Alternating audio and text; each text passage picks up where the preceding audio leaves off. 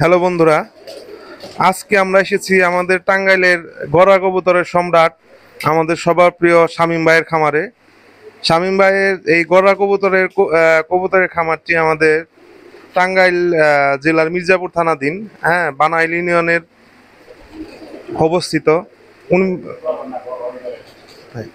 তা আপনারা সবাই দেখছেন ভাইয়ের পছন্দ করা কালেকশন। ভাই খুব বেছে বেছে কালেকশন করছে। ভাই একজন সরকারি কর্মচারী।